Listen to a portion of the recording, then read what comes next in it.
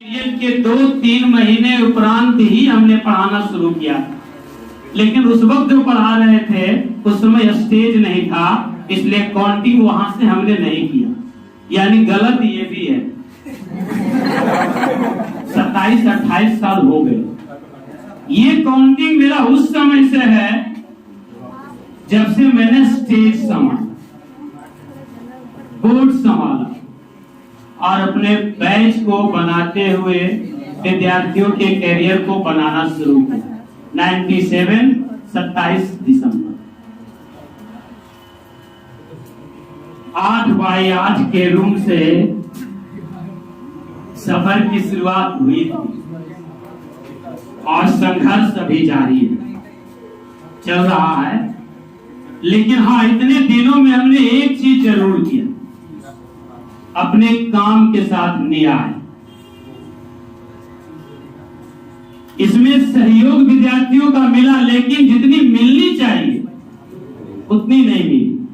आपके बैच में भी क्या हुआ आप जानते ही, हर बैच में 2-4-5 पॉलिटिशियन मिल जाते हैं और ये पूरे बैच को बर्बाद करने में कोई कसर नहीं छोड़ते हैं। लेकिन हम लोग भी उतना ही थेथर हैं, बैच को खत्म करके छोड़ते हैं, चाहे जैसे हो। हाँ, तो कहना ये चाह रहे थे कि जैसे हमने शुरुआत किया करियर का आज से 25 साल पहले और पता भी नहीं चला कि 25 साल हो गया, अब इसी प्रकार से आपका दिन बीतना शुरू होगा। जितनी आपने आजादी करनी थी कर लिया, +2 तक आपने बहुत कुछ किया, इसके बाद आपको समय काटेगा।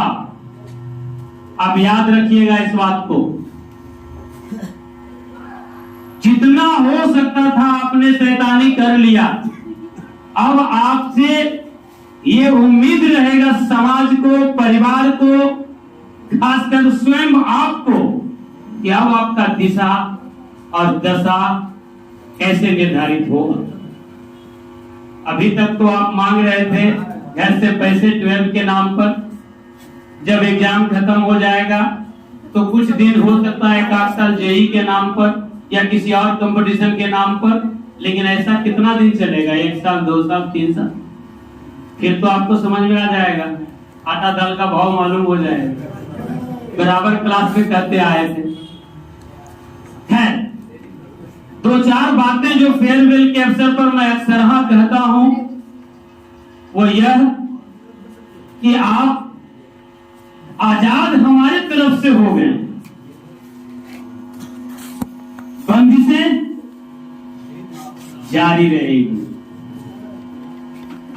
कोर्स समाप्त हुआ है, रिश्ता नहीं।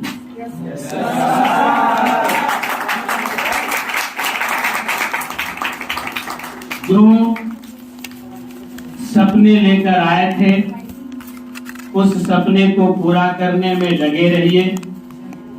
हमारी कहीं भी आवश्यकता हो सहयोग लीजिए, लेकिन उसके तरीके मैं क्लास में बता चुका हूं। सहयोग का तरीका होना चाहिए।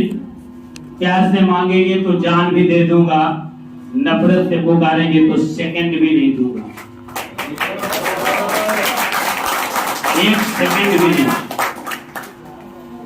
अभी भी वक्त है। हम समझते हैं कि आखिरी महीने में जो पढ़ाई होती है वो यादगार होती है। हम भी कभी विद्यार्थी थे, तभी शिक्षक बने हैं। लगातार प्रयास कीजिए। लगभग टॉपिक्स को सप्ताह में 1 बार रिवीजन करने की आदत अब डालिए, ताकि 4 बार रिवीजन और हो जाए। और ये मुश्किल नहीं है। 1 सप्ताह में पूरे फिजिक्स, केमिस्ट्री, मैथ तीनों सब्जेक्ट किया जा सकता है। आप एक बार करके तो देखिए, हो जाए।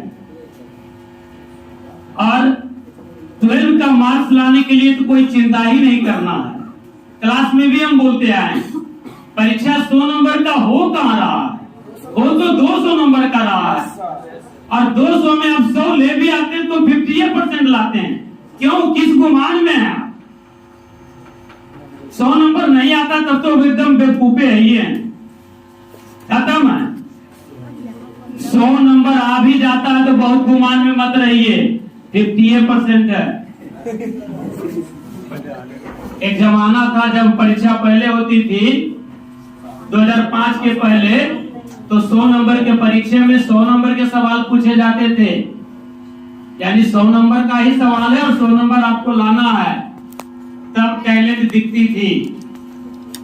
आज तो 200 नंबर का सवाल है और उसमें मात्र 100 लाना है। ध्यान रहे, गलती से भी गलती न हो, बिल्कुल 100 में 100 आ सकता है। उसी प्रश्नों को चुनना है जो आप जानते हैं। फेयरवेल में एक बच्ची ने कही कि सवाल चुनना आसान नहीं है, सवाल छांटना मुश्किल है, बहुत मुश्किल। आप उसी सवालों को चुनिए जहां आपको फुल मार्क्स मिलने की संभावना है, प्रतिष्ठा में प्राण नहीं गंवाना है। लीनियर प्रोग्रामिंग बनाएंगे और गलती कर देंगे, क्या 5 नंबर? आपके पास ऑप्शंस है, 4 लॉन्ग क्वेश्चन बनाना है तो 8 आपके पास है, आप चुनिए तो सही। सीबीएसई में भी है 2-3 ऑप्शन है, उतना नहीं है, 100 में 200 नहीं है, लेकिन 150 के आसपास तो जरूर है।